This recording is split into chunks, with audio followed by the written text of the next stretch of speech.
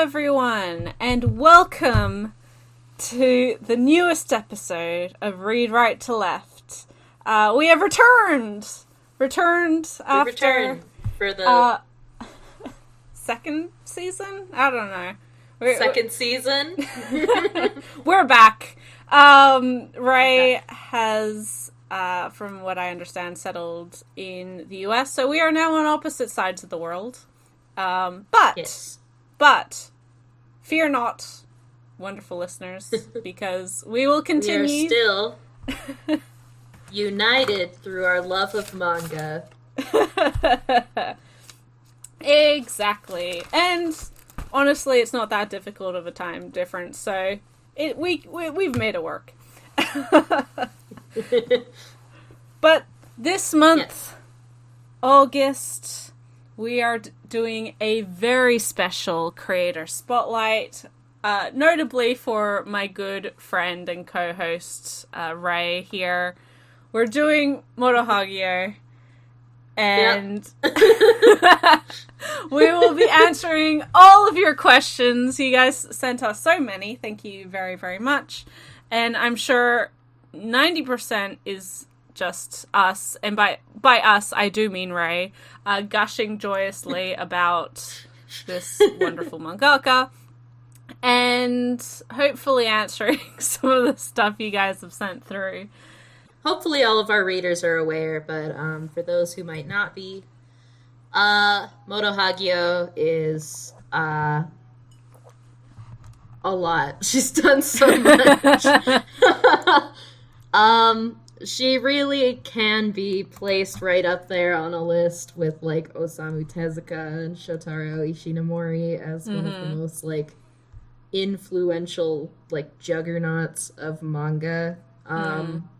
Certainly, I think whether she's, like, to your taste or not, she's someone that you should at least, like, give a book or two at some point in your manga reading, you know, hobby, if you are at all interested in, like, the development of manga as a medium or the history of manga, particularly shoujo manga, although you can see her influence basically everywhere. Absolutely. So she began being active in the 1970s. We have basically in the 1960s and before, there were shoujo manga, but most of it was written by men. And had very, very simplistic stories, often about, like, girls trying to reunite with their long-lost mother. Romance was extremely taboo, even heterosexual romance. Which is almost unthinkable now. I feel like a lot of people have a misconception of shoujo being synonymous with romance, but at the time it was not considered proper for young ladies to be reading about kissing and stuff. Perish the thought, Ray. Perish the thought. Yeah.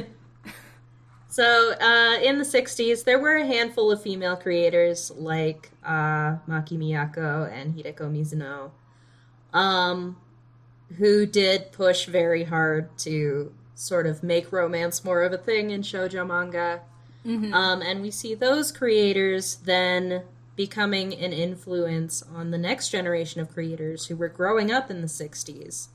But, you know, once they hit, like, their late teens, early 20s, we see them starting to break into the manga creation themselves, because we're seeing sort of the first generation of, like, rookie awards with magazines, with a bunch of, like, manga magazines and manga publishers really targeting very young creators, young artists, who had grown up on manga themselves. And with this, we see an absolute flood of young female shoujo manga creators. And just a complete revolution, just a total overturn of shoujo manga as a whole, on basically every sphere. We do still have these very, like, younger, like, magazines that are still, you know, focused on very cutesy, innocent stories. But we also see grand historical epics like the Rose of Versailles. And we also see the group that Motohaggio was a part of, along with like Keiko Takemiya, Yumiko Oshima. There's a lot of others involved, Yasuko Aoike, Toshie Kihara.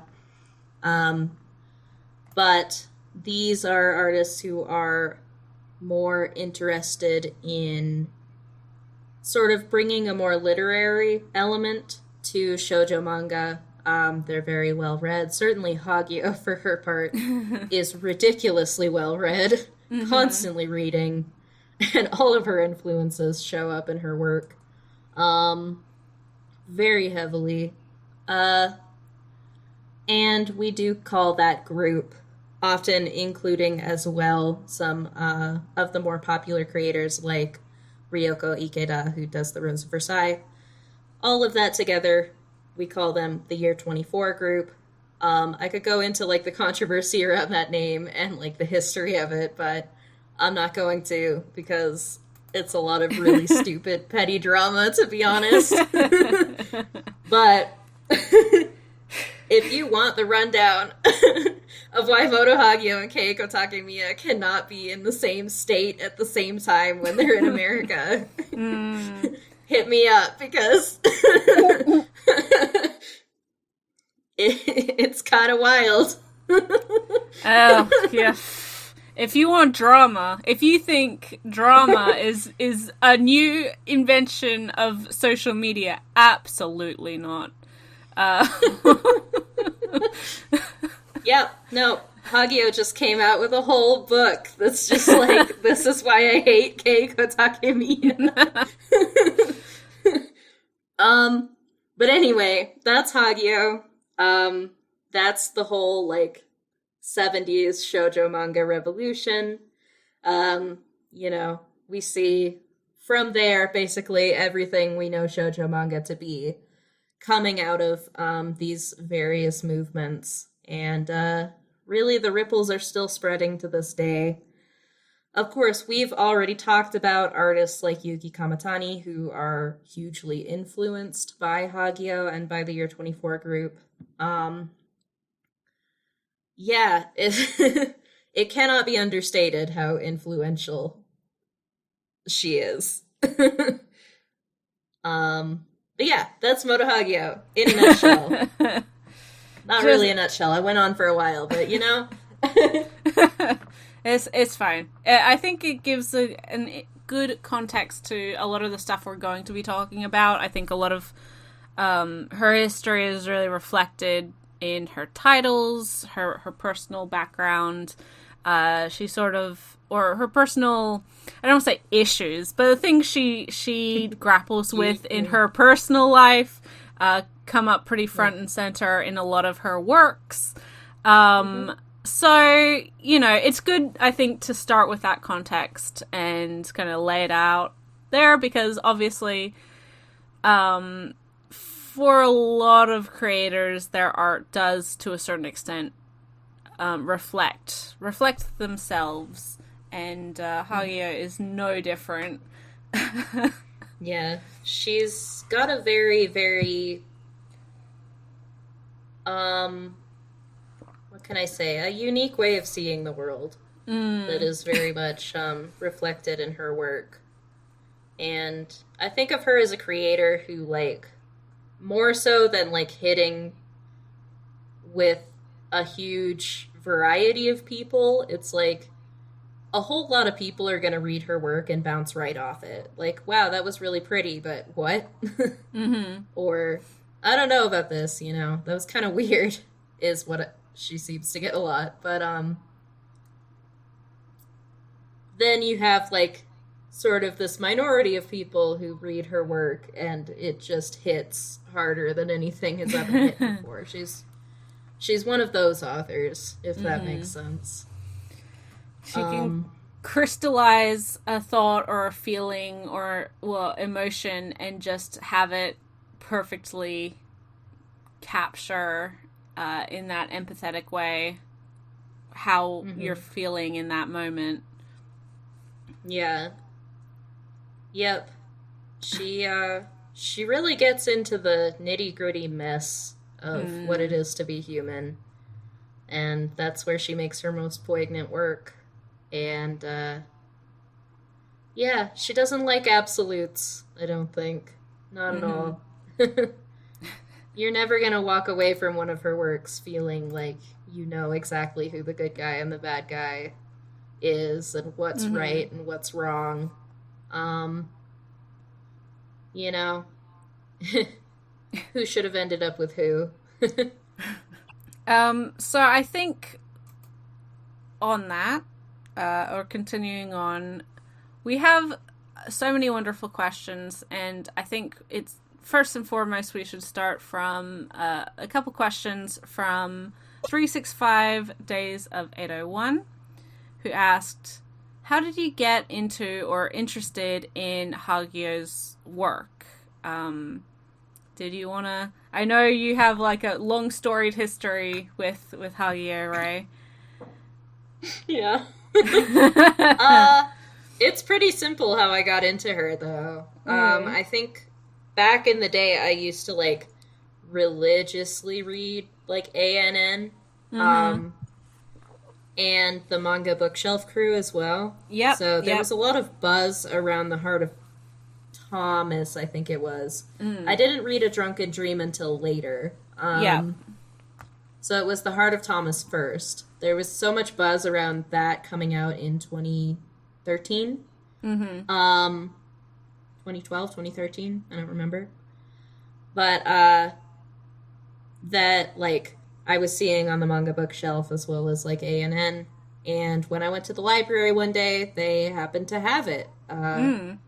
Which is an incredible book for a library to have. Like, I think it's an excellent book for a library to have, but it's also unexpected because these are not cheap books. Yeah.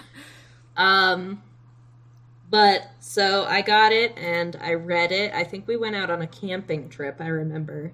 And, like, I read the first, like, third or so, which is quite slow-paced. And I was like, I'm not sure about this. But then, like, I got to, like, the halfway point and read the whole thing straight through to the end in, like, an afternoon and was just, like, sobbing. An absolute mess, because that, especially the last third of that, is just going to put you through every emotion you've ever had in your life. Yeah. They're wringing you out like a rag for every emotion. It's not a subtle book. It's also not necessarily a camping trip book. That was No, but I have reading tastes that coincide with Moto Hagio being my favorite mangaka, so... So, yeah, and after that, I was just really into her and would pick her up from the library when I saw... Like, I found A Drunken Dream there later on, and I read that.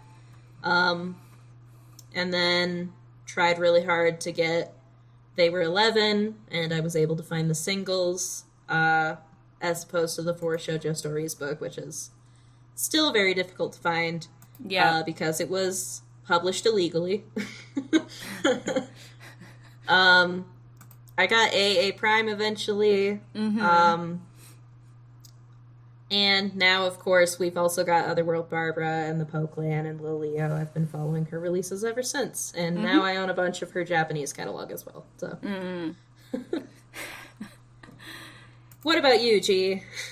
So, for me, I believe the way that I was introduced to Hagio's work was through that illegal publication of 4 Shoujo Stories. I had picked it up because I had heard about it through whatever, various platforms, people chatting about it. It was a little bit of a, just kind of a interesting little bit of English manga publishing as well as Japanese manga publishing history. I obviously have an interest in kind of classic shoujo, and I hadn't read a lot of the Year 24 artists at that point. I didn't know if I'd read any. So somehow, through some miraculous lining up of the stars, I found a copy for actually not a horrendous price. So I did manage to get that. And I read through the 4 different stories that are there. I believe They Were 11 is the only Hagio story in that book. But it was just wonderful. It completely captured my attention. I believe Drunken Dream had been out, released by Fantagraphics by that point. And so I found a older copy, like a ex-library copy or something of that, and read it, loved it. That has some of her fantastic short stories like Iguana Girl and Hunch and Half God. Really, really good stuff, and a whole range of stories from throughout her career. And I believe as well, either Heart of Thomas had just come out, which might have been why I had seen recent discussion about They Were 11, or it had been out, like it was upcoming. But again, I also, similar to you, Ray, well, I didn't get it from the library, but I purchased a copy and read it within a day or so, and it was just, amazing. And I just continued to follow her work from there. And over the last couple of years, we've gotten, as you said, more and more of her works between Little Leo and the Poe Clan especially.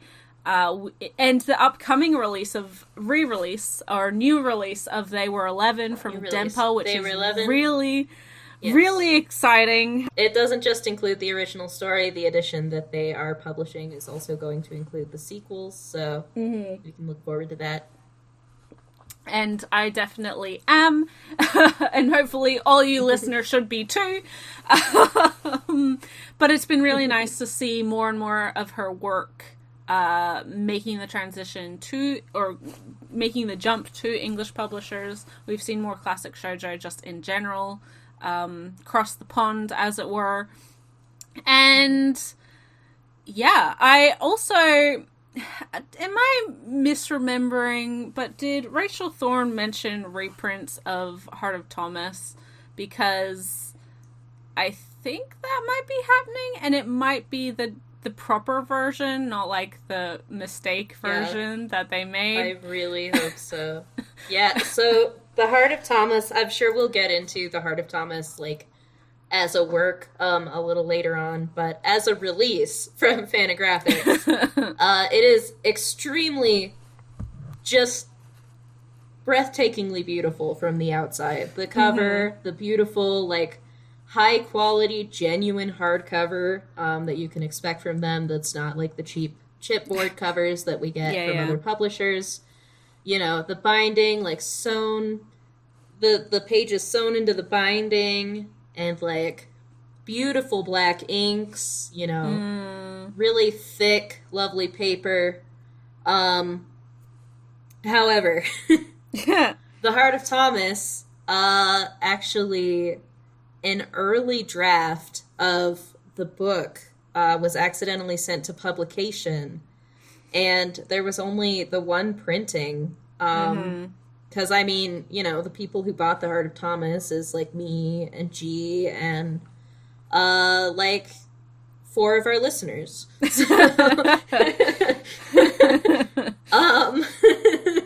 And 3 grannies in Japan, I'm sure. Yeah. But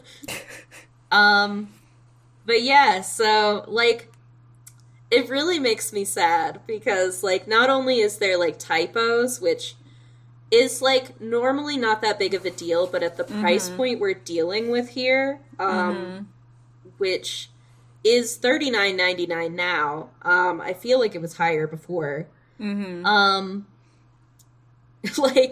These are extremely high-end books, right? Yeah. You don't purchase these casually. So having it, just riddled with errors is quite annoying. There's issues with the cut of the pages where some of the pages just are cut off, some of the illustration, which, like, is unforgivable, frankly. Yeah. Especially for a creator like Hagio, who it's like every tiny, tiny little detail is going to have something in it, you know? And then the thing that annoys me the most is that there's multiple pages that have just straight up text missing from, like, speech bubbles. There's just empty speech bubbles where there should be something there. So, some of which is quite important, like narration. So it's a real shame, and I hope that, you know, if The Heart of Thomas is getting a reprint, as I know I've seen Rachel Thorne talk about, I know I've seen Fantagraphics talk about it, but I also know that the pandemic has gotten in the way of a lot. Yep. But A Drunken Dream has been reprinted, so maybe that is still on, like, the plan is still to reprint The Heart of Thomas. We'll see. Poe Clan's getting a reprint as well to coincide with the second volume. But if it is getting reprinted, I really, really hope it's, you know, the real intended version. Yeah. The correct and complete version, as it were. Yes. But all of that is to say that I think, well, as Ray mentioned, you have all of her titles that have been released. This is further to 365 Days of 801. Their next question was, what do you own of Hagia's work? I know Ray mentioned what she does. I have all of her works currently available in English. That does include 4 shoujo stories, although that will be finding a new home with Ray, because I'm buying. So I'm buying. I obviously have the Denpa edition on pre-order, and hopefully whatever else we see in the future will make its way to my library. I do not have the ability to read Japanese, so I'm a little bit out of luck and just have to rely on the English publishers. Like a rube. Yeah, so the stuff that's available in English, just to put it in a nice pretty list, is obviously the Fantagraphics books, so A Drunken Dream and Other Stories, The Heart of Thomas, Otherworld Barbara, and the Poe Clan. Then we have Denpa's Little Leo, and upcoming They Were 11. And then older stuff would be like A Prime and They Were 11, which came out both in singles, which is 4 issues, and the 4 shoujo stories book. And then we also have Parasite M has a short story from her in it as well. Yeah. And other than that, I also own, in Japanese, The Heart of Thomas sequels, The Visitor and At the Lakeside. It's just a thin little book. They're not sequels. It's more like an epilogue. One of them's about Eric, and one of them's about Oscar. The Oscar one's a prequel. It's dealing with all of his familial mess. My son. I also own all of the Poe Clan sequels. I own the whole series in Japanese, plus the newer sequels. I own The Heart of Thomas in Japanese as well. I have her longest series to date, which is called Zankoku Nakami ga Shihai Suru, which is a savage god reigns or a cruel god reigns. It's translated as. I have Marginal, which is one of her sci-fi series. I have Star Red, which is another sci-fi series. She does a lot of sci-fi. I have Mesh, which is sort of an interim work in between The Heart of Thomas and Savage God, which deals with similar themes. What else do I have? I have her, like, manga adaptation of Jean Cocteau's title that I can't pronounce. L'Enfant Terribles. I don't speak French. Osorubeki Kodomotachi. I have her like adaptation of one of Mitsuse Ryu's novels. He's a famous sci-fi author and the writer behind Andromeda Stories, which Keiko Takemiya did a manga of. Yeah. So both of them have worked with him before. And I own multiple like books that are about her work, like nonfiction. Yeah. And like long form interviews with her. I think that's everything. I might be missing something, but I think that's everything. And my goal is everything she's ever made. So I still have a long way to go before then because she's very prolific. But aim high, Ray. Yeah. Aim high. You know what? You know what you need in life? You just need a goal. You need a goal that you can work for your whole life.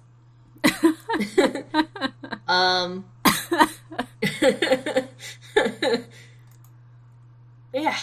Yeah. Oh, goodness. So all of that is to say that we have quite a few of Hagio's titles available in some capacity in English from various publishers with upcoming releases as well.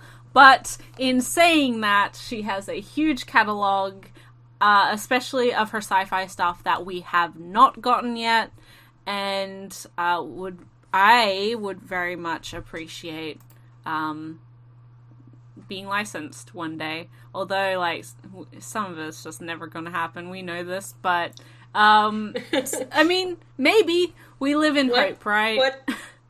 What do you mean that her 17-volume super depressing manga about a teenager getting horrifically abused by his stepfather is not gonna get into English? What are you talking about?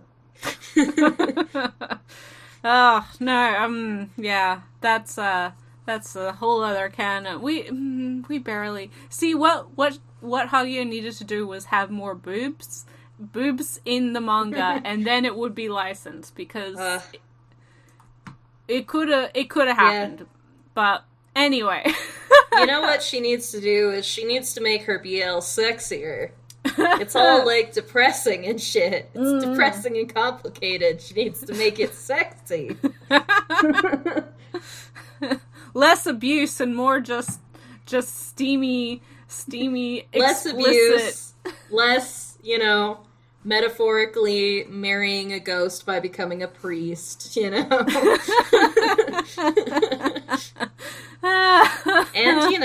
the vampire boys in the Poe Clan should kiss. Absolutely. I think we all agree on that, right? I think just across the board. Next question is similar. What was your collecting journey? Mine was, as I said, it started with 4 shoujo stories, then jumped to A Drunken Dream and Other Stories, and then Heart of Thomas, and then subsequently, many years later, Otherworld Barbara, and Little Leo, and the Poe Clan, and hopefully they were 11, and into the future. Yeah, I will say that when I was buying some of those earlier releases for shoujo stories and A Drunken Dream, well, four shoujo stories had been out of print forever because, again, it was illegal and not allowed. But so that was one that I think a lot of people had given up on ever picking up, aside from maybe picking up, like Ray mentioned, the floppies, like the single comics, to get that story. And A Drunken Dream, I think, was also like, either just out of print or like on the cusp of it. The prices for that were really fluctuating, so it was a bit of a struggle finding copies for those for like reasonable prices, which is always a bit of a gamble for Fantagraphics books anyway. And I think I just had a little, for me, I had a little bit of, I bought ex-library copies for A Drunken Dream because I wasn't super fussed about condition necessarily. Like, it wasn't super beat up, but I know that a lot of collectors are very particular about having new books or like new books. So I think that helped me with my collecting journey for Hagio. I also was pretty familiar with Fantagraphics and where to find their books because I was going through the pain and suffering of collecting Wandering Son, which is this whole other thing.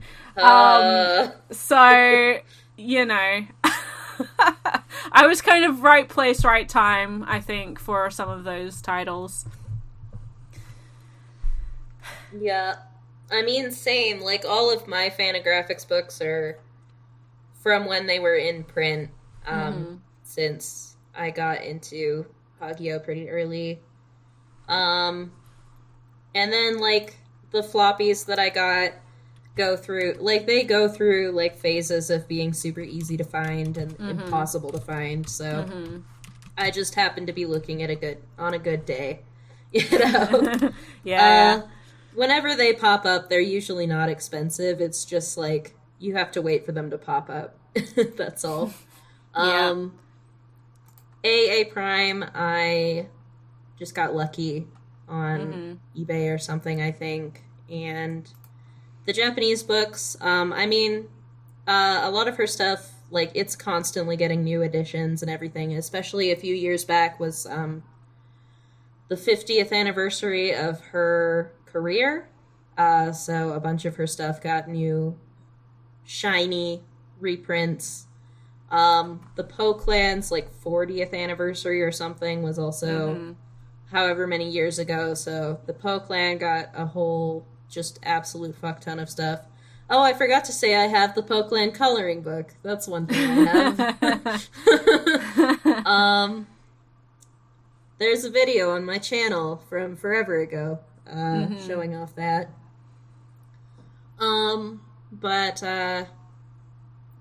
Yeah, so most of that is like newer editions, but I do prefer to get vintage books when I can, especially for the Heart of Thomas and the Poe Clan, which are particularly special and meaningful to me, and which like have English releases based on the Japanese collector's editions. I did like do a lot of like scouring on Mercari to find copies from the 70s that weren't in the worst condition ever. They're not in that good of condition, especially the spines are extremely faded from being in the sunlight for years. Yeah. But the insides are fine. Smell a bit like they've been in some grandma's attic for years, which was what I was looking for, so. Yeah, other than that, I'm not too picky, so I just kind of pick them up as I find them in editions that I like. I don't like the pocket editions. I can't read them very well, because I'm old.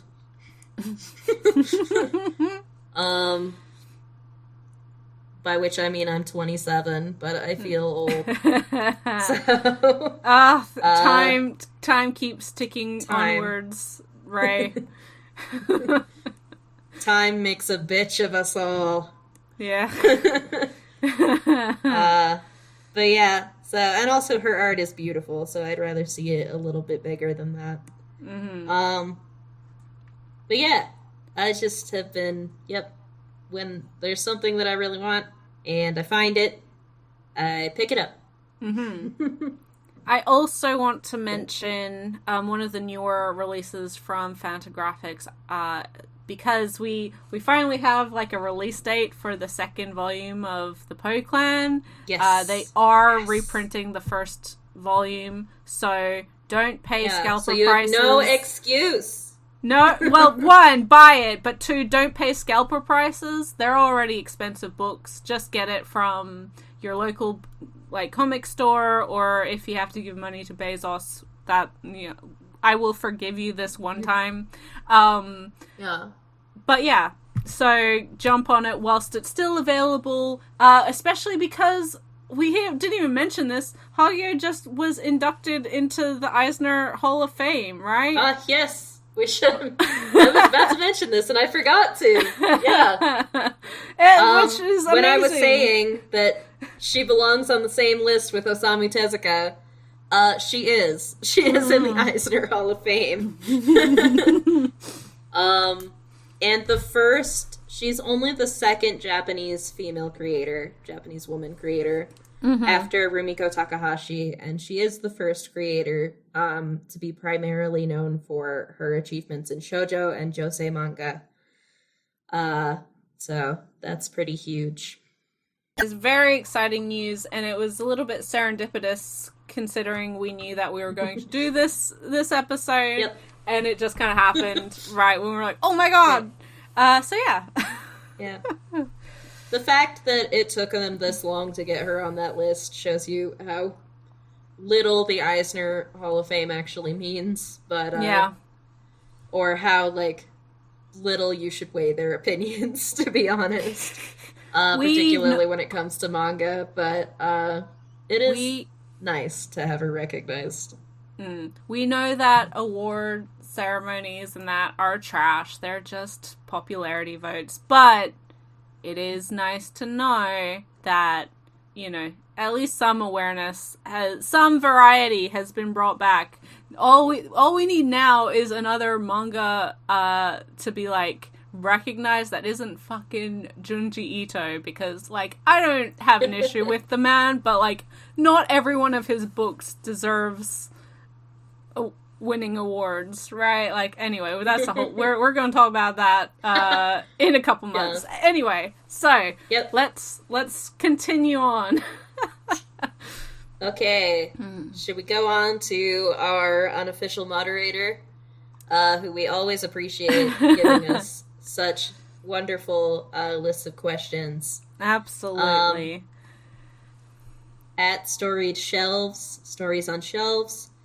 Starting off with a very key question, I think. What are your favorite Motohaggio works? What are your favorites, G? Or your favorites? I will, whichever. Again, put the asterisk that obviously I have only read her stuff that is available in English.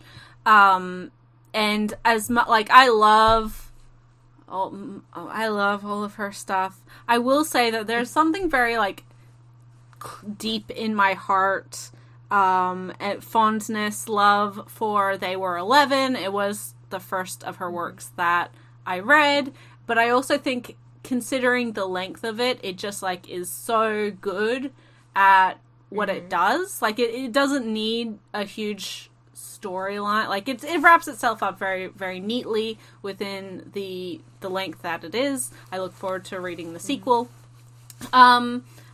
Similarly, like, Heart of Thomas was just such a revelation. I adore that book. It has every sort of emotion going through it, and it's very much a challenge. And I think really draws readers to confront the situation and the issues in that book. You know, it doesn't shy away from anything, and none of her series do. I love the Poe Clan. That's just so fabulously done. I love kind of the episodic nature of it. You get such snapshots into these characters' lives throughout the eras, and sort of seeing these cycles continue to turn. It's fantastic. I also want to mention, in regards to her short stories, and I talked about them already, but within the A Drunken Dream collection, I love both Iguana Girl and Hanshin Half God, but I think Hanshin Half God is just so powerful that but both of them I recommend to everyone. But if you had a knife to my throat and I had to choose one, it would be Hanshin Half God, and it's just absolutely fantastic at looking at, again, relationships between people and family, and Iguana Girl's relationship between mother, daughter, Hanshin Half God, is also a relationship between, like, parents and child, but also, like, siblings. It's so good. It's so good. As well as, like, women with themselves. Yes. There's a lot about gender in that one, too. It's only, like, 15 pages long, but it packs such a bunch. Exactly, and I think that's a testament to her work. Like, her longer stuff is fantastic. Obviously, it gives a lot of time for her to explore so many different things. But even her shorter works, wherein it's only just over a dozen pages, there's still so much value and such a powerful story that can be told in so few pages that it's, yeah. Go read it. Go read it, everybody. It's good. Yeah. I mean, for my favorite, again, it's like choosing a favorite child, but it is The Heart of Thomas for me. Overall, I always say that just because, like, I read it so early. It was my first Moto Hagio. It had such a deep impact on me. Mm-hmm. It actually helps me, like, come to terms with my sexuality. Mm-hmm. So it has just a very deep personal meaning to me. Mm-hmm. In that way, I also wrote my undergraduate thesis on it. No, you can't read that, and you don't want to.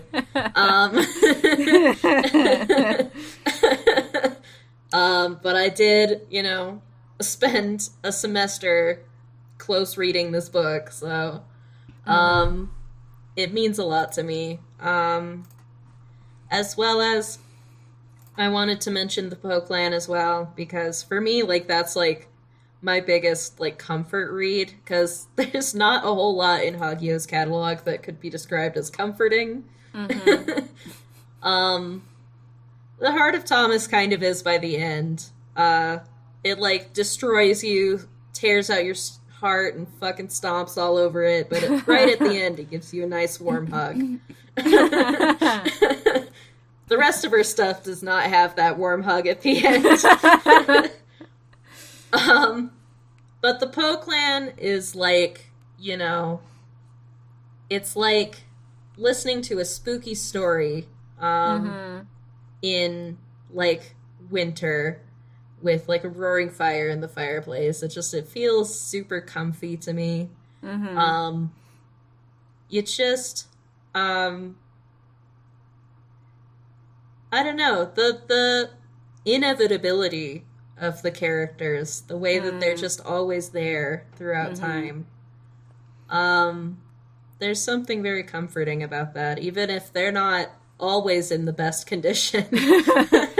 The constantness of them just perpetually existing, right? Yeah, just hanging out, vibing, doing whatever. Trying to while away eternity. Going to school, and you're like, why? Why would you do this to yourself? Yeah. Just stopping by some guy's house to, like, be painted for a few months while your boyfriend is, like, sleeping. Or, like, showing up a few decades later when those paintings are discovered and you have to, burn down the building that they're in. Yeah. That might have been able to be handled better, but we don't judge. This is a non-judgment zone. And I feel like, Hagio herself feels the same way. it's why I think she's returned to the characters again now that she's, more or less in retirement. Mm-hmm. And really the Poe Clan is the only thing that she's drawing, just sort of intermittently. She's like, here, I've got a chapter, have a chapter, wait a while, got a chapter, here you go. Yeah. The consistency and the reassurance that, I can just pop back in and things haven't changed. Yep. It was very sweet because I was watching this NHK special, TV special, that was from, like, that big anniversary the Poe Clan had a few years back. 2018. And it ended, with a promotion for the sequels because, of course, it did. Yeah. And, they had, like, Hagio talking about it, and she was, it was very sweet, because she was just like, I just, like, it was like they were always there waiting for me, and I was just like, oh, hello, I'm glad to see you again, and it was very sweet how she was just talking about them like an old friend that had just come by to visit her again after so many years. These two immortal boys. Just living their life, hanging out. Yep. So the Poe Clan means a lot to me as well. And then, A Savage God Reigns, I think, as well. Again, sort of in the same vein as you were talking about Thomas, where it just, like, it really forces you to reckon with a lot of things. Yeah. Like, there's so many thoughts that I've had reading that series and rereading that series that nothing else has given me before. And I feel similarly about Marginal, but I think Marginal is messier as a work, whereas Savage God is nearly perfect as a piece. I would call it a magnum opus for her. So I'm gonna give that one the edge over Marginal for favorite thing in my Japanese collection. That and, like, the Heart of Thomas epilogue, because I love Oscar and I want to protect him with my life. So. Yeah. Let's see. Next question from Stories on Shelves is, what are some of your favorite moments solely for the art? Man. Do you... It's a tough ask. Very. Oh, so many good moments. I want to say that and this is, like, a little bit different from a lot of her beautiful spreads and the flow of her art in general, but one of her art like that really has imprinted itself on my brain, and I think about and again it's related to Hanshin Half God, is just, like, the image of the little girl completely decimated. Like, that is such a evocative kind of physicality to this relationship and this idea of self, and perception of self, and it's just a little bit harrowing. It's amazingly done and is a little bit counter to some of the more beautiful, emotional but beautiful full page spreads that we see in Heart of Thomas and some of her other works, and Poe Clan and that. It's just, it always, like, immediately I remember that. I'm like, man, that don't fuck me up, I guess. Yeah, we love a good Motohaggio spread that just, like, viscerally fucks you up. Yeah. I also, and this is, I also, and this again is a little bit different, but something again from A Drunken Dream is the last story in that, which is the Willow Tree. that has, I think, almost no dialogue. Maybe the last page has some dialogue, but it's completely told through the artwork, and you can just feel the emotion of this ongoing story, and it's just really well done. It's very simple, very simple insofar like there's not necessarily a lot going on in the panels, but it's so clear to what the emotions are being portrayed, and it does kind of prove that you don't need to have like 4 million things going on at once. You don't even have to say anything. She does it by choice, damn it. Exactly. But it also means, like, it just proves you don't even need dialogue to tell a wonderful story, right? So that I always remember too. Yeah.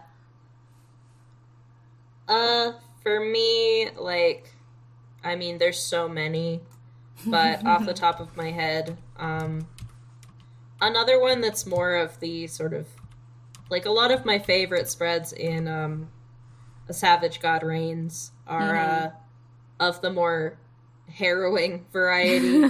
Yeah. I have a thread that I made on Twitter as I'm rereading the series. I only made it to volume 7 or so I've still got more to do, but you gotta pace yourself with that series. But just a thread of like beautiful spreads from it, because there's so many. But the one that I've mentioned before, that I also sent G this time around because I knew I'd mentioned it on the podcast, is we've got, you know, our main character who is being sexually abused by his stepfather, and is sort of trying to keep it from everyone else in the house. And, you know, we see, like, this effect that, like, this, not just the horrific things that are happening to him, that are being done to him, but also just the building up, like, stress and trauma from just having to keep this from anyone, keep it all locked inside. He's just filled to the brim. He's just can't hold it anymore at all, and he can feel it, everything just leaking out from everywhere. He doesn't know when someone's gonna find out. And we have sort of the device of him reading Edgar Allan Poe in English class, which I feel like is something Hagio does a lot, is like if she wants to include a direct reference to some sort of literary person, she'll just have the character happen to be learning about it in English class, and then they'll be thinking about it at home later. Yeah. Which feels like an insight into her mind. But, always read the chalkboards in her series. She'll put poetry and stuff on there. So he's thinking about this Edgar Allan Poe story, the cat, the black cat. And as he's sort of wandering down to the basement, like, his own skeleton falls out of the wall next to him and dissolves. Yeah. And it's just the most metal thing. But it's such a great, like, visual representation of, like, what he's going through, because obviously the man in the story had murdered his wife and stuffed her in the walls. Yeah. So it's like, you know, the fact that he would, within his own mind, equate what's going on with him, like, that he's being victimized, like, that he feels so much that he's, like, a perpetrator in this regard, that he's done something wrong, that he would relate himself to a murderer who gets his just desserts in the end, is Ugh. It sure is something. And then the other one that I really like on the lighter side of things, I really love a lot of the art in the Poe Clan, particularly the stories that are from the 70s, especially the ones that are included in this first volume from Fantagraphics. There's so much, like, of that just classic, like, gothic atmosphere with, like, the pelting rain and the very stark blacks and whites. It's really great. Very evocative. The one... Yes, it's wonderful. And the spread that, like, I love the most, in part because it's just as memorable in the musical, but, is, like, when Alan is sort of at his lowest point with his family issues, and Edgar comes to sweep him away, you know?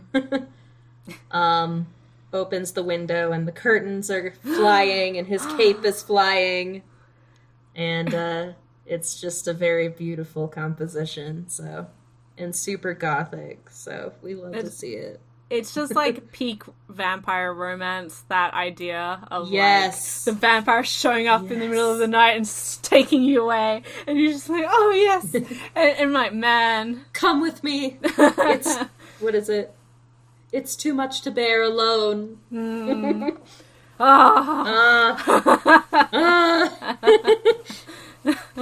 I'll, like, laugh at how cheesy it is and then just, like, sob into my pillow for the rest of the night. It's fine.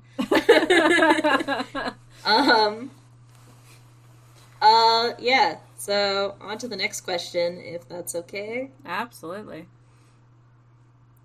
So, also from Stories on Shelves, we've got quite a few questions from them this time around, so we always appreciate that. Could you discuss the ways Motohaggio has and continues to influence creators? We have talked about that, but they also add, who are some creators who have been influenced by her work? The ones that I, like, know concretely are that, like, Yuki Kamatani has said that Hagio was one of the biggest early influences on their work. Yeah, which totally makes sense when you've read Kamatani's work.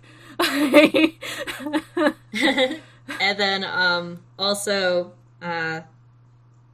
Ikuhara, the anime director, lists The Heart of Thomas as one of the major inspirations for Utena. Specifically, he talks a lot about, like, flower motifs and rose motifs in The Heart of Thomas, and how that influenced his usage of rose motifs within Utena. But, yeah, I don't know if you know any others off the top of your head who have specifically, like, mentioned in interviews. Yeah, I don't know, especially because I'm not that well read regarding Japanese interviews, obviously, because I didn't read them. Yeah. I only read interviews with Takarazuka actresses and Hagio herself, so. I will say that, like, a lot of genre stuff is very, like, there's a lot of stuff established by Hagio in both the sci-fi and, like, BL, just shoujo in general, like, and manga in general. In general, but also, like, Astra Lost in Space, literally being they were 11 but longer. That's what I was gonna say, is, like, if you haven't read They Were 11, but you have read or watched Astra Lost in Space, they're pretty much the same I would say, like, They Were 11 has such wide-reaching influence that it's kind of like, even if you haven't read They Were 11, I promise you have read They Were 11.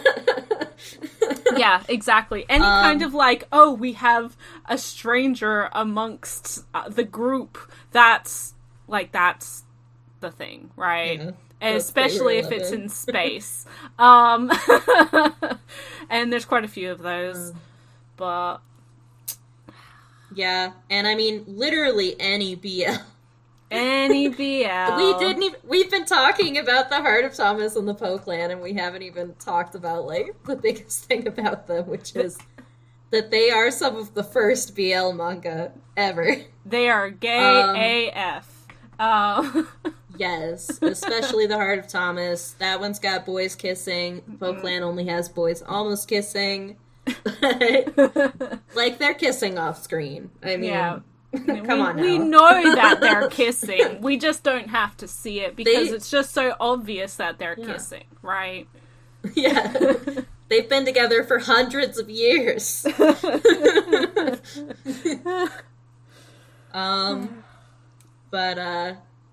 Yeah. My favorite part of the Poe Clan is when both of them are using Maribel as their own beard at the same time. Even though Edgar is literally her brother.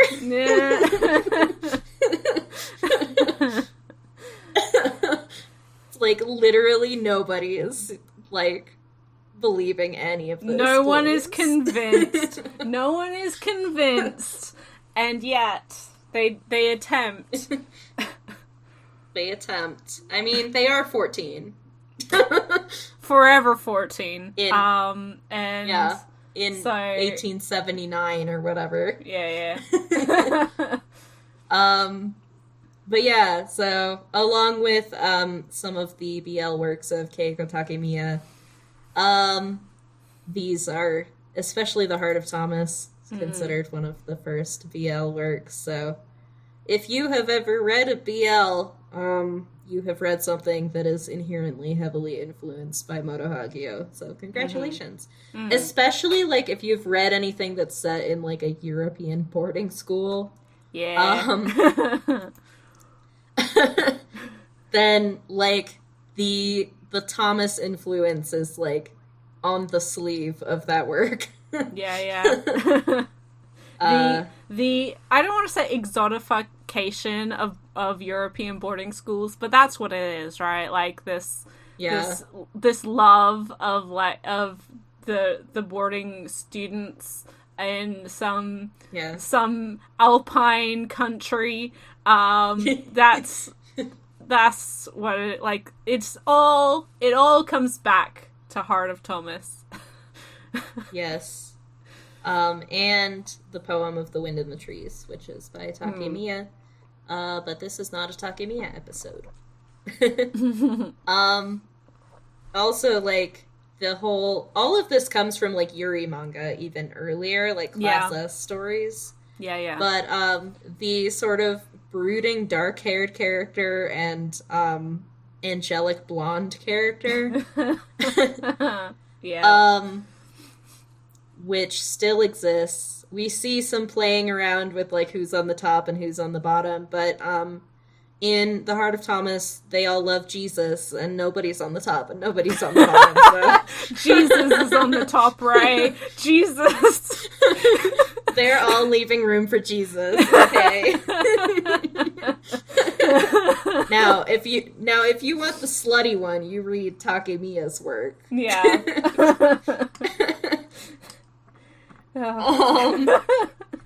But yeah, I mean, there's that as well.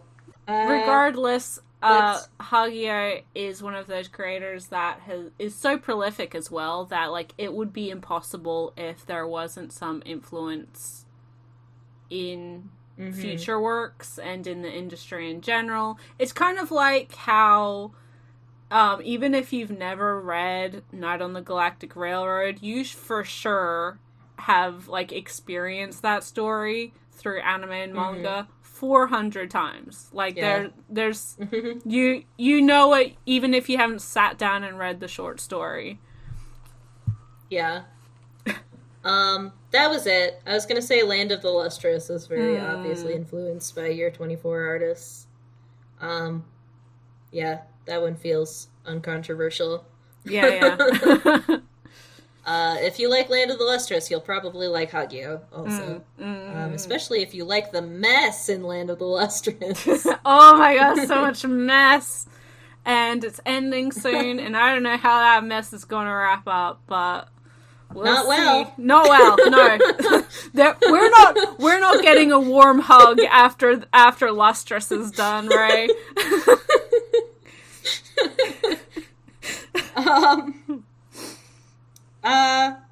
And then I guess I would mention also just, like, paneling layouts are, like, Hagio and other Year 24 artists really, really revolutionized how the comic panel is used within shoujo manga. Yeah. Specifically the way that Hagio often just completely does away with them.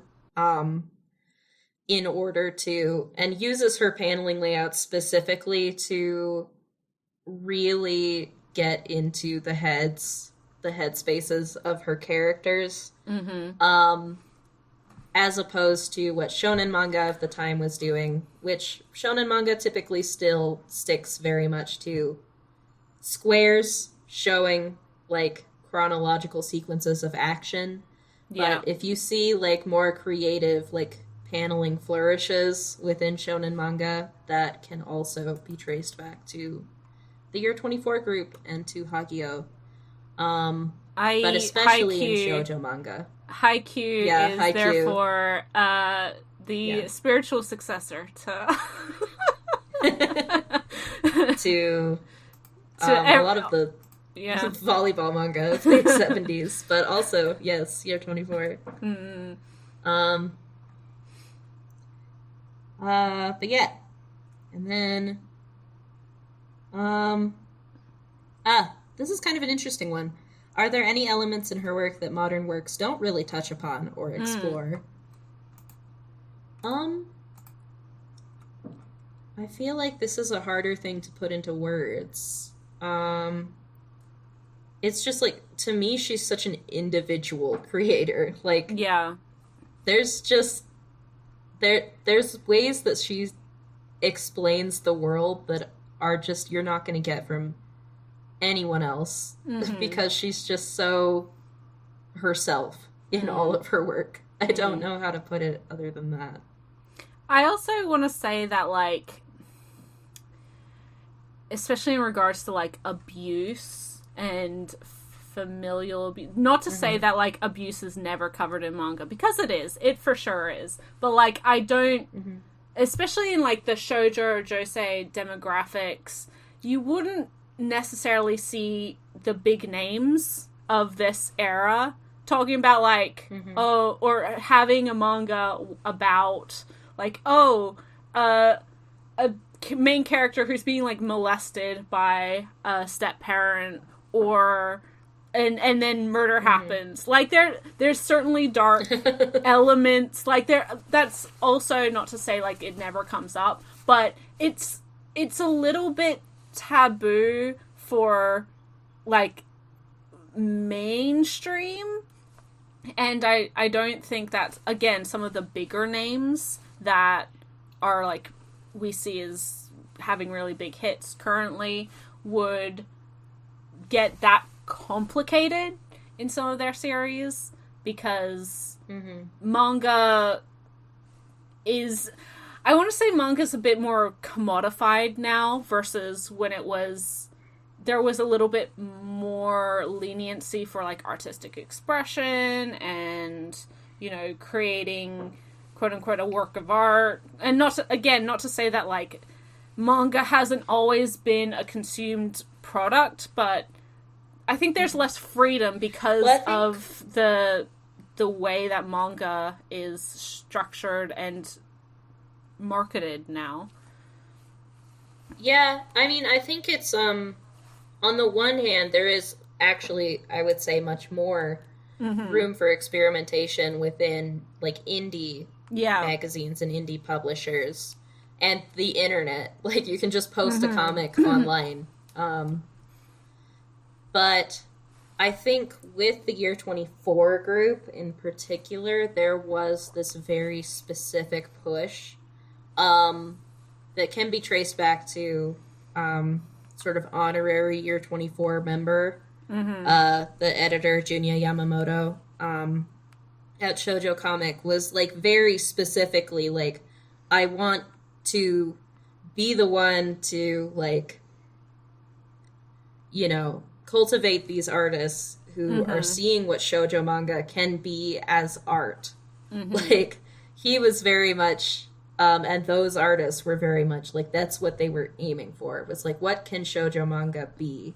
Whereas, like, if you look outside of the Year 24 group, even to, you know, someone like Ikeda, who is often included in the Year 24 label, but just, like, she wasn't in the same, like, friend circle, right? Yeah. But you can see, like, her talking about, you know, I mean, the reason that she switched main characters from Marie Antoinette to Oscar was because of character goals, wanting to see more Oscar. Yeah. Which audiences of the 70s were correct. So. Yeah. But so it's like, you know, it's approaching it from a whole different thing. And I feel like it's like all of these like coincidental circumstances coming together and meeting for like a happy accident that accidentally revolutionized all of shoujo manga. So I think, yeah, it's really interesting, isn't it? Yeah. It's an interesting little blip. Very much so. And I think that's kind of like how it's interesting in how serendipitous a lot of this stuff is. That's a good word, yeah. And so it's not to say that like this can never happen again. Obviously, again, timing and luck and all of these things kind of all have to coincide, which is a very difficult thing to do. But it does mean that that's why we're talking about it now, right? That's why it had such an impact. And I think a better way to verbalize what I was saying before is that the industry, or in particular this editor, was willing to take the risk or to push things that were a little bit against the grain. And in modern day, current publishing, like the publishing industry, is not that willing to push different, like unknowns. The small press and the indie scene and self-published works, absolutely, but you have to also, like, if you're doing that, you have to then like show popularity, right? Because obviously we've seen a lot of like Twitter comics and things make the jump to traditional publishing, but that's because it found its audience.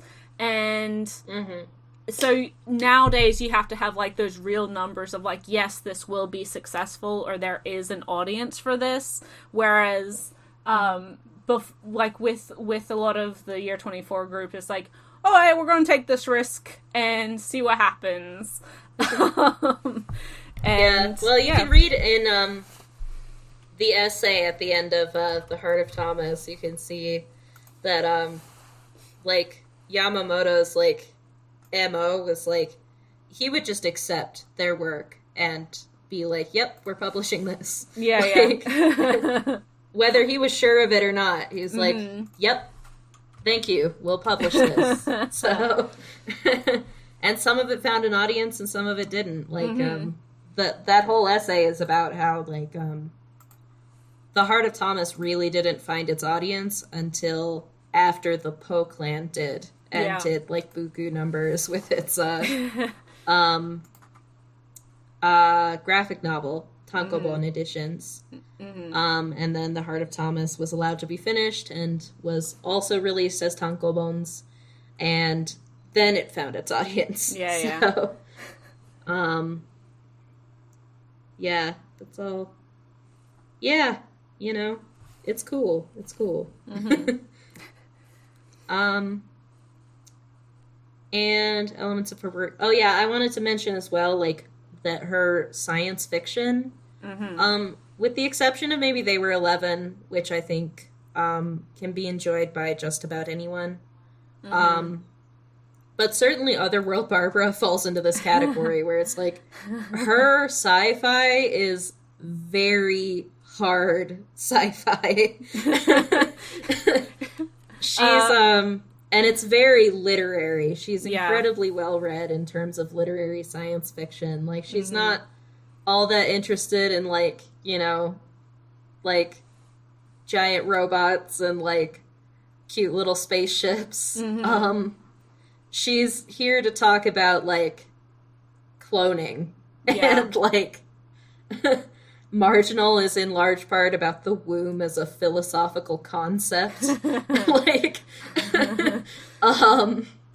she's interested in like the ethical ramifications of time travel. She's like she's yeah, it her sci-fi reminds me a lot of if we're talking about literary science fiction authors, Ursula K. Le Guin's like the Hainish Cycle and stuff like that, wherein she actually I think she's a fan as well, like she's mentioned her before. Which would make sense because Le Guin was writing about these concepts of society and humanity and our relationship with the environment and kind of the interconnected relationships between groups and challenging gender and challenging gender-specific roles and things like this in a time where sci-fi was like, okay, we get in the spaceship and fire the laser beams, right? She's a... that's a good comparison. Everyone go read Le Guin's sci-fi. Go read Le Guin's sci-fi if you haven't. Hainish Cycle is great.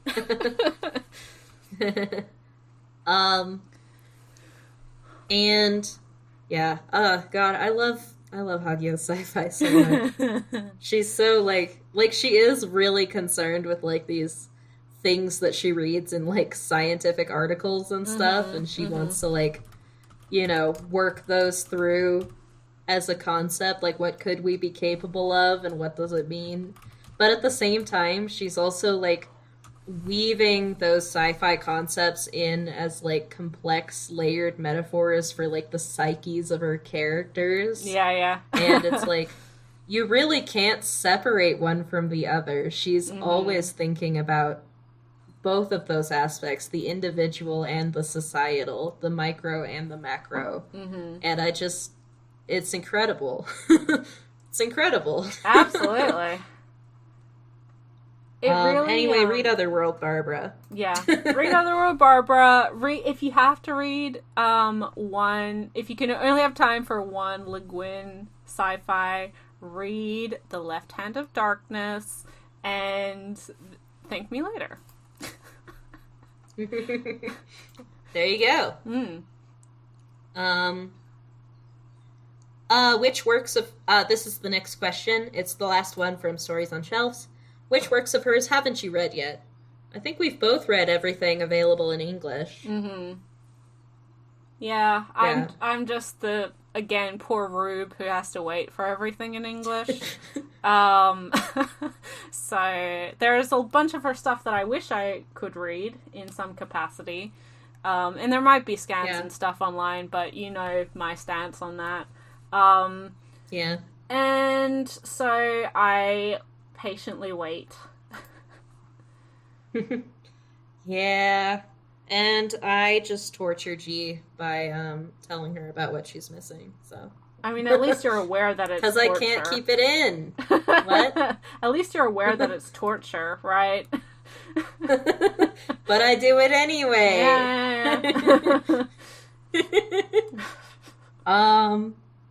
I have a couple things I still haven't read in my collection. I just started Mesh, and I haven't finished it yet. That's the most recent edition.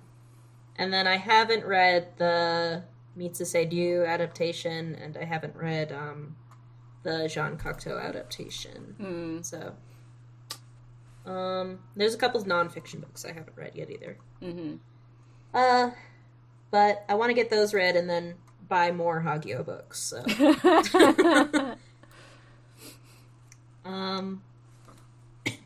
Next, we are going to at Paulina Lua, who asks, "Who is your favorite character from Hagio's work and why?"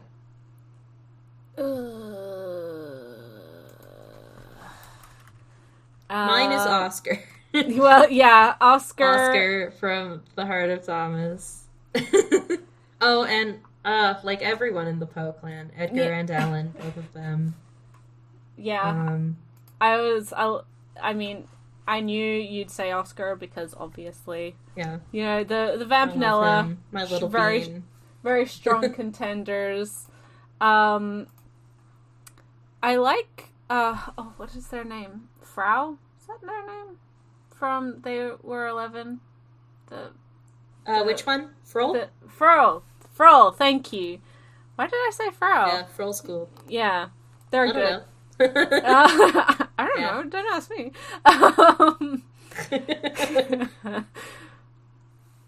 Yeah, I mean. Yep. That's. I like Jeremy and Ian from Savage God Reigns a lot. I like the dad from Otherworld Barbara. I always forget his name, but I like him a lot. I like the son too. Oh, I like, what's his name? The guy from, X+Y. Oh! Yeah. That kid. I like him a lot, too. But my dearest son boy is, Oscar from The Heart of Thomas. He's been waiting all of this time, and I just, like... He's so sweet. He's been going through it. Yeah, you know, his, like, I like, yeah, he's been going through it. I feel like I should leave what exactly he's been going through to y'all to discover by reading the book. But he's got a lot of issues. To put it mildly. His family is a little bit dysfunctional. But he is a good, wonderful boy, and he loves Yuli very, very, very much. And he makes me cry all the time. Yeah. Next, from Bizarre Individual, question is, what's in print and where to get it? I've always been interested but overwhelmed, so picked up nothing. Also would love to hear how the move went. It went good. I'm in America now, and I found a job, so we're all settled. Yay! Everything's good. But back to the Hagio question. What's in print and where to get it for people who are sort of overwhelmed and intimidated because it's like weird small publishers who are picking up her stuff and like weird expensive editions, and they're constantly in and out of print, so. Yeah. Right now, I just checked. A Drunken Dream and Other Stories is in print from its reprint, so you can pick up that. I think if you're gonna pick up one thing, that is a great place to start because it does have stories covering the beginning of her career up until the early 2000s. And it really runs the gamut. There's sci-fi short stories, there's more realistic short stories, more experimental short stories, as well as Iguana Girl and Hanshin Half God, which are considered two of her greatest works. So, and I think that book's only $30 or something. Yeah. So, but I mean, compared to the other ones. Yeah. And it's also, like, because it's in print, you should be able to find it most places you buy books. If you're really wanting, like, to ensure you have a copy, then you can buy it directly from Fantagraphics, but I would say that, you know, again, your local comic store can probably order it in for you. If you want to give money to Bezos or Barnes & Noble or whatever else is, like, your large chain, then that's also, you know, an option. Yeah. Yep. And then also, the Poe Clan Volume 1 will be reprinted very soon, and Volume 2 will be out, which will complete the series, at least the original series from back in the 70s. I think Rachel Thorne has continued to insist that we will be getting the sequels as well, so that'll be a third book. But you will have, like, the complete what existed of the Poe Clan for decades. Yeah. In those two books. So, that one, yeah, if you want a good vampire story, a good gay vampire story, definitely pick that one up, I would say. But, I mean, that's going to run you $80 for the two. So, if you buy them new. Yes, indeed. And then They Were 11 will be out at some point. I don't believe in Denpa's release dates, so... Yeah.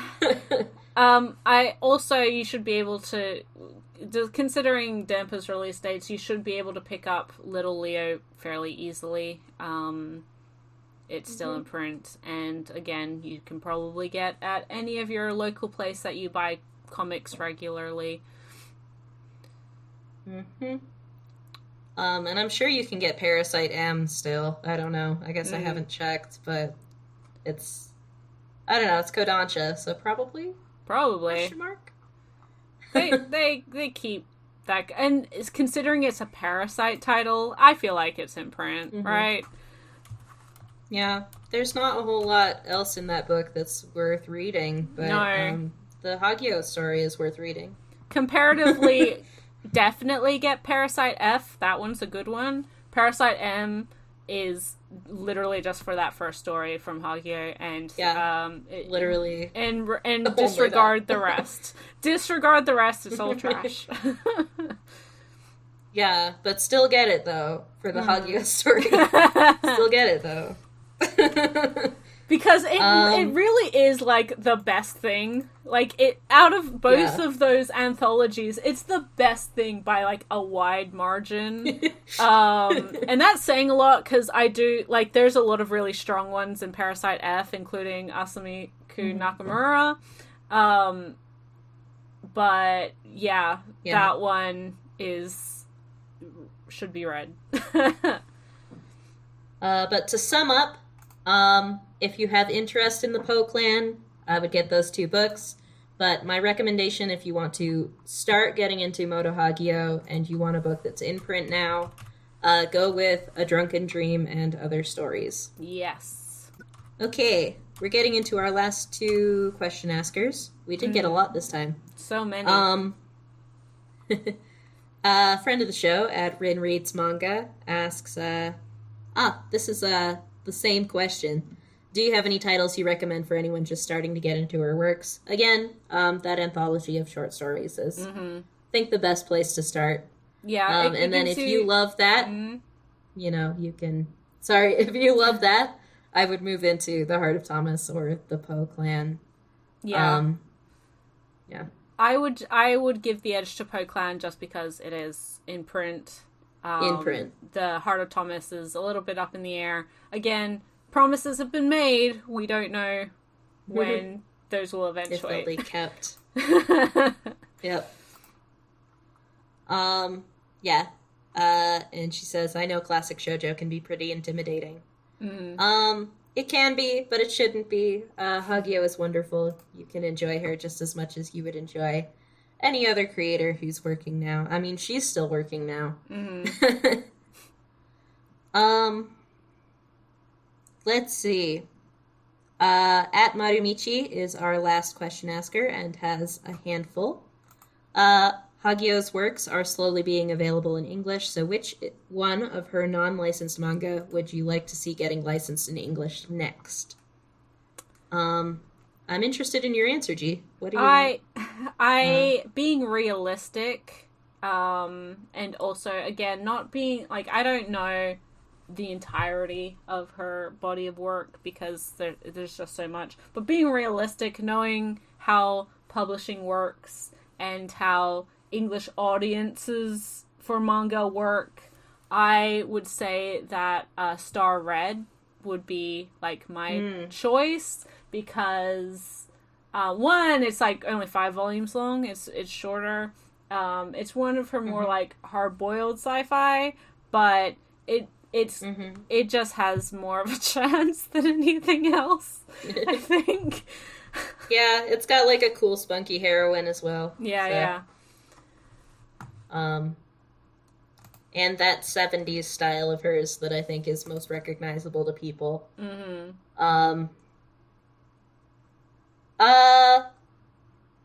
If I was being realistic, I think I agree with you that Star Red is probably the one that has the best chance. That and the Poe Clan sequels, which we've been promised, so hopefully we'll get. Maybe like Nanohana, which is like a collection of short stories that she did in response to the 2011 Fukushima disaster. I could see that one happening. But if I'm not being realistic, I would really like... I really want Marginal specifically because my partner really wants to read it, so it would be nice if it was in a language they could read it in. And then, of course, I want my beloved A Savage God Reigns. So, it's on the list with a poem of the Wind in the Trees that, of manga that is like an absolutely not, are you fucking kidding me? Yeah. But, also, I really, really, really, really, really, really, really, really want it, so... Someday. If when we take over the English manga publishing community, right? Because it's inevitable, right? We will start a revolution, and when we do, that will be the top of our list, right? Yeah. This one's related, so we'll do this one first. Do you think that Zangoku Nakami ga Shihai Suru, or A Cruel God Reigns, will ever get licensed in English, or is it doomed to remain unlicensed the same way as Kazutoki no Uta due to the heavy content? That one, the second one. There. Yeah. For a lot of reasons, as someone who's read all of it, for a whole lot of reasons, because, it's not just the abuse, it is also after the murder of the abuser. We also have the incredibly fraught and toxic relationship between Jeremy and his stepbrother, the son of his abuser. And they are drawn to each other like a moth to the flame, but they're not good for each other. Say it ain't so, Ray. You don't think it's the match made in heaven? You don't think it's, I think that after they both get several years of intensive therapy, they might be the only options for each other. I think the two of them are inevitable, but, they're, yep, I love them both dearly, but they're a mess. And I feel like they're messy in a way that, like, modern readers are not gonna respond to. Yeah. That's a level of nuance that, we can't really ask from a lot of people these days. Oh. You mean it's not clear-cut black and white morality, and if you read a bad thing, that means you also condone a bad thing, right? Yeah. It's, or like, because Jeremy's not a perfect little victim, who's like totally unproblematic, after everything that he's been through. No, he's a fucking mess. Yeah. He's a mess, and he does messy things. Right. He doesn't even have, like, a grip on reality. Right. I just think that if you read a book that contains murder, you just want to be a murderer, obviously. Right? Like, that makes sense. Yeah. Well, there is murder. In that book. Anyway, yeah, I don't think it's ever going to be licensed. It's not the heavy content. It is the heavy content, but it's the fact that there's 17 volumes of the heavy content. Yeah. And that is the same as Kaze Toki no Uta, which is also 17 volumes. So. Yeah. Nope. No. Not happening. Nope. Not happening. Like, if it was shorter, like, we're getting all kinds of weird stuff. Like, we got New York. Like, what? Yeah, we're going to talk about problematic. It is using up a little bit, but... It's it's from the 90s, and it's by Street Chick, so... Yeah. It's New York is such a weird one. But, I love that one, too. And its mess. Anyway, the last question here, I think it's the last question, if I'm not mistaken, is one that I think is good to end on, because it kind of sums everything up. What makes Hagio one of your all-time favorite mangaka? Yeah. What makes Hagio one of your all-time favorite mangaka? What are the things you like about her works and her as a mangaka? So, I mean, we spent the last, how long has it been? Hour, 45 minutes, talking about all the different reasons. But I think Hagio, aside from being just like a huge name, very influential and historically relevant when we're talking about like manga and comics history, her stories are really timeless in a way that because of her, how much of herself goes into her works, there's just this genuine feeling that makes them, in a sense, like the themes, the feelings, the emotions, the characters, and your empathy for the characters, so, like, it doesn't age. It doesn't feel like an old series, quote unquote, if that makes sense. Like, there's a very timeless quality to so many of her works. Again, she's not afraid to, like, get really uncomfortable in her series. She's not afraid to confront so many things that I think other artists, creators, writers, whatever, would try to avoid or skirt around or explore, but not as in depth, not with the levity and the I don't want to say like ferociousness, but like there's an energy behind how these stories are told that can mean that they do stick with you a really long time. Again, there's a reason why we're talking about her works, aside from her just being fantastic and also having written comics for majority of the last several decades, her prolificness.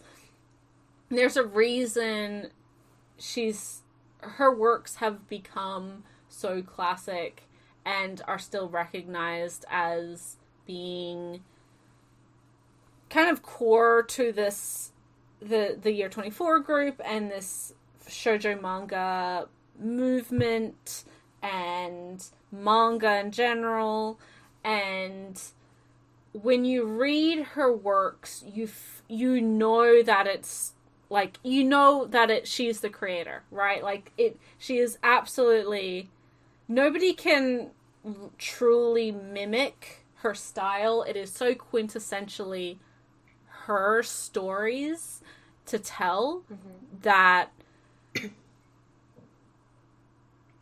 if anyone tried to emulate that, and not in like a homage style, but like if somebody was just like, I am going to copy paste this storyline and do it exactly the same, I'm going to commit like terrible plagiarism, it wouldn't feel the same, because there's a truth to Hagia herself that becomes evident in every single one of her series. And sometimes that is very blatant in, like, with themes of, you know, mother-daughter relationships and the role of women in society. Just, like, struggling intensely to write, like, mother characters who are not just the worst. Yeah, exactly. Like, that is so quintessentially her, but then also stuff that's a little bit more, not necessarily obviously pulled from her life. Well, it is, but, like, she doesn't write mothers kind, not unproblematic mothers well, because she has a very complicated relationship with her own mother. But similarly, like, that the role of girls in society, or women in society, and this the idea of gender and how all of these things play a part of in society is, like, obviously stuff that has affected Hagia throughout her life, and that she thinks about and ruminates on a lot. But you couldn't necessarily point directly to, like, oh, because of this specific thing in her upbringing or in whatever, right? So, and in saying that, like, a lot of these topics still very relevant. We should have crushed the patriarchy by now, but ladies, come on, we got work to do. Yeah, I think something that I appreciate about, like, her talking about those kinds of, like, gender issues, or you know, like, parent-child relationships, or what have you, sibling relationships, anything she's talking about, she's not an author who pretends to have answers. Yeah. She's just ever questioning, and I like that a lot about her. A lot of the angst and this inner turmoil that comes from her work, especially, like, I wanted to bring up, since we haven't brought it up that much throughout the episode, we did talk about her BL, but I want to talk more specifically about gender, because we see this trend with her where, in general, she trends towards male protagonists, and she will prefer to pair a male character with another male character rather than writing female characters as the point of view character. And she has a lot of quotes about this, as, like, she's sort of had, you know, this original answer that she had in the 70s, and sort of has gone back and ruminated on that, and, like, why did I feel that way? Where it's like, you know, she, from the very beginning,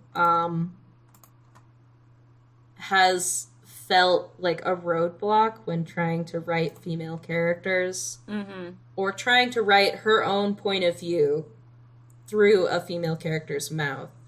She feels like, you know, she says, like, when she tried to write The Heart of Thomas with all female characters, everything came out, like, mushy or something. I don't remember the word that she used.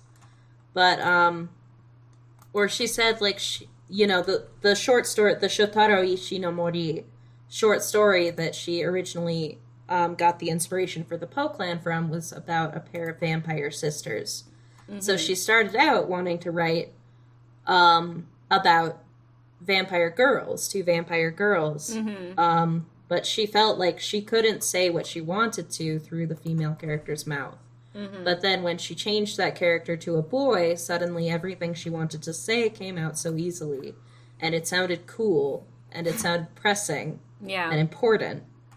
And that's something that, like, has continued to be more comfortable for her, like, over the decades. You'll see her return to male protagonists over female protagonists.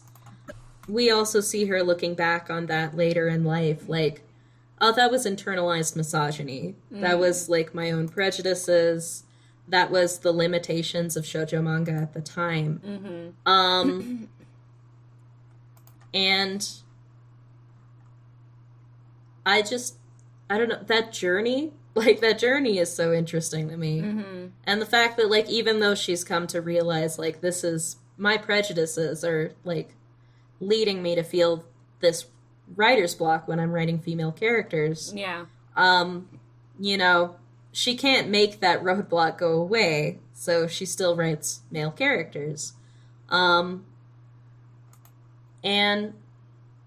I don't know, that's just, it's interesting, like, seeing her sort of wrestle with these things within herself. As well as, like, I mean, I think she's got some deeper gender considerations going on, personally. She is very fascinated by the concept of intersexuality. We see this in AAA Prime. We see it in They Were 11. We see it in Marginal as well, a lot of her sci-fi. As well as Mesh, also, which isn't sci-fi.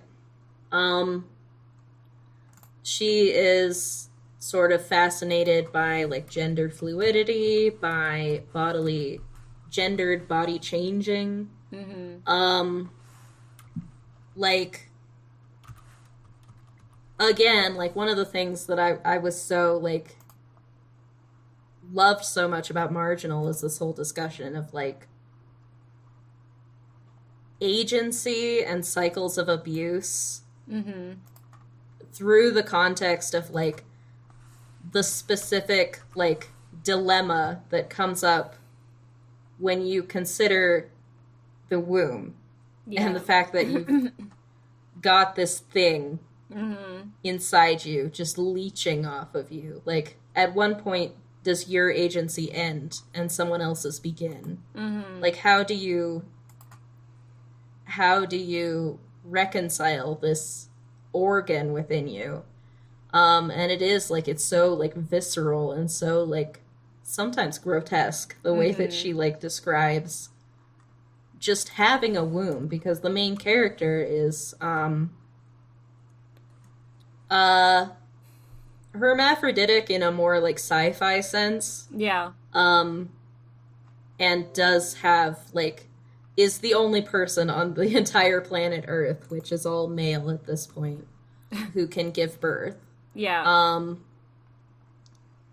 And, like, it's very interesting. But all of this is to say, like, the way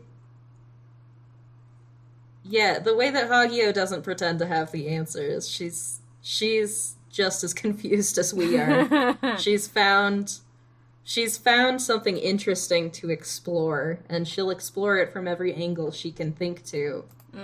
But she very rarely comes to a conclusion. And I think there's just something so human about that.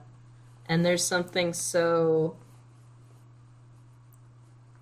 I don't know. As a reader, I like that I'm being asked to consider these things with her. Oh, yeah, absolutely. And that I'm being asked to come to my own conclusions, just as she has to come to her own conclusions as well. I feel like that's unfortunately a rarity among, especially like manga, which is, you know, so heavy on genre fiction, so heavy on stuff aimed at teenagers.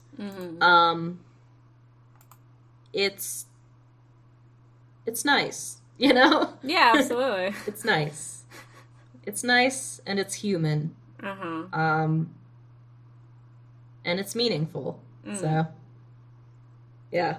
all of that to say that. But, and I wanted to say that, like, it's a very common reading of her male characters to, specifically her boy characters, to read them as more, like, third-gendered or agender. Yeah.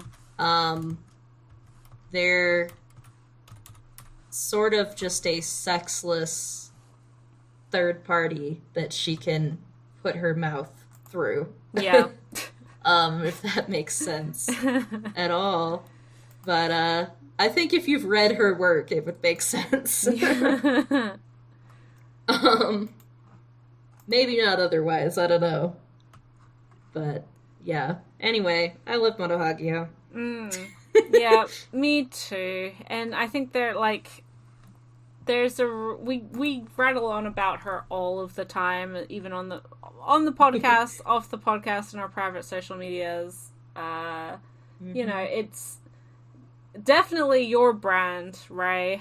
She's kind of synonymous with anything that Ray does. My brand. Her brand. Yeah. Also, it is entirely the fault of Motohaggio that I'm obsessed with Takarazuka as well. So, my entire brand. Exactly. So, you know, it. Regardless, we are, very obviously biased, like always with this podcast. Hopefully, you wouldn't be listening if you wanted just like a pure objective, I don't know, takes on things, because from the get-go, we've made no secret of how much we love Hagia and her works, and how excited we are whenever there is a new title of hers licensed. I mean, that Little Leo was like such it was like a sideswipe from getting sideswiped in traffic. It was just out of nowhere. It really was, like, I don't think anyone was expecting that license, let's be honest. Yeah. What? But regardless, not just Motohaggio, but her cat manga. Her weird cat, like anthropomorphic kind of cat manga. Yeah. Anyway, but there's a lot to read. There even if you're just sticking to English stuff, there is quite a few of her titles available. We have gotten lovely releases from both Fantagraphics Books and Denpa. Little Leo is a really nice book. I don't think we mentioned that, but it is very high quality, like all of Denpa's releases, for the most part. So, money well spent there. I obviously can't speak to They Were 11 from Denpa yet, but I would expect, knowing the team at that company, that they're putting a lot of love and care into it. But hopefully this has inspired you all, if you haven't yet, to actually try some of her works. There's so much to enjoy, and you know, maybe enjoy is also like a difficult word to use, because you will go through all of the emotions. Every emotion. Every single one. All of them, all of the time. And they are challenging. Again, we've talked about it a lot. These are heavy works. A lot of them deal with very serious topics. So obviously, like, look after yourself. Don't force yourself to, you know, read something that you truly are not in a place to read. But, again, there is some catharsis I find with some of her challenging works. So if that is something that may be relevant to you as well, I would still encourage you to maybe give it a try. But again, look after yourself first and foremost. And if you want, like, a list of content warnings or something for any of these books, I'm sure you can DM either of us, and we'd be willing to give you those. They can be extensive, depending on the book. So. Yes, yeah. But if you are asking, like, for specifically Japanese titles, Ray is the person to go to, not me. Yeah. Yep. Yep, careful there. Me just, like, shrug emoji. I don't know. No, I wouldn't do that to you guys.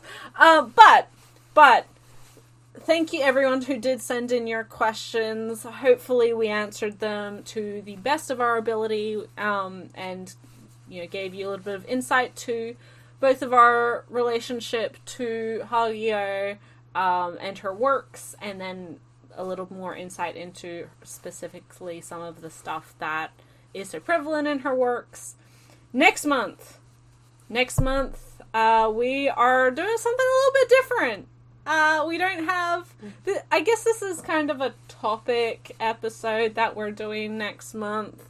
And we briefly touched on this in our... We talk about this sort of stuff a lot throughout the podcast, but we are deep diving... Well, I say that. I don't know how deep it'll be. We are going to be talking about our early otaku experiences, or our first series as fans. So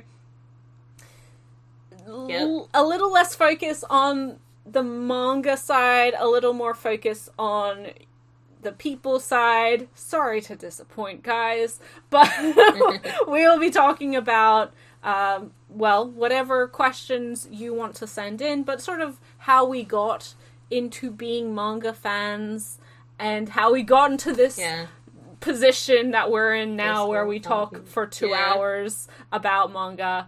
And we each own like hundreds of manga books. So many manga books you don't even want to know. Yeah. Don't even bat an eye about paying $40 for the next Poe Clan. How did we become these people that we are today? $40 US, which is like a cool 65 Australian. Yeah, it hurts, man. And yet.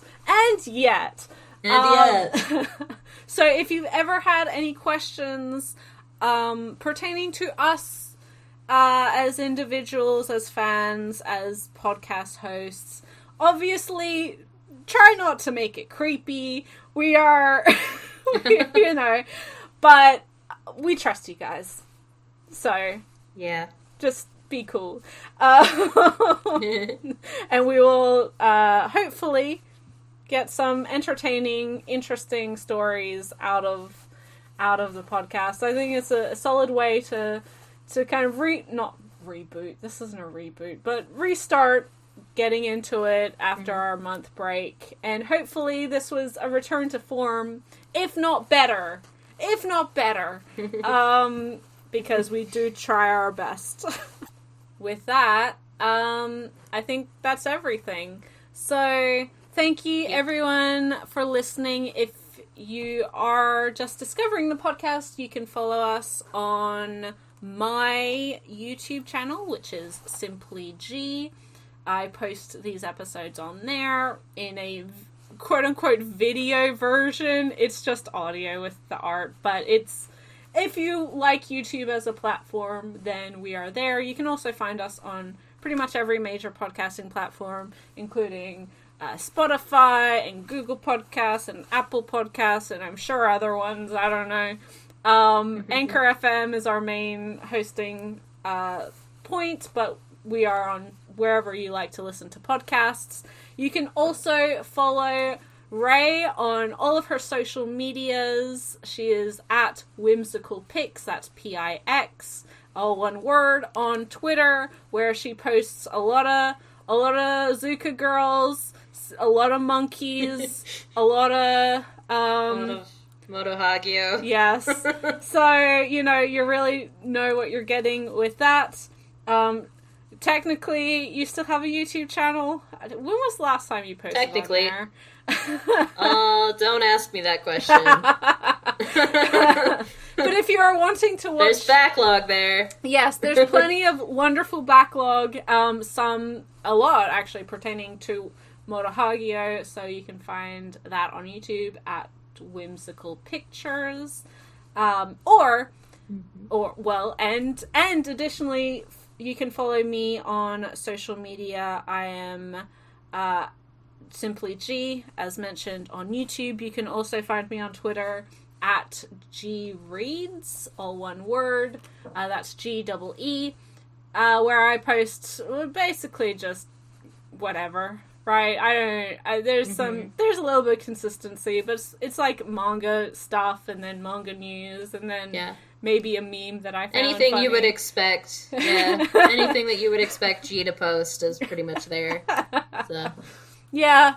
And it's also where I post the questions for, I posit that people send questions for the podcast. So if you have a burning question for next month, make sure to keep an eye out for that. It gets retweeted a couple times before we sit down, and so hopefully a lot of opportunity to ask away. Otherwise, that's it. Thanks everyone for sticking with us, and we'll see you in the next episode for September. Man, this year's gone quickly. Bye till then, everyone.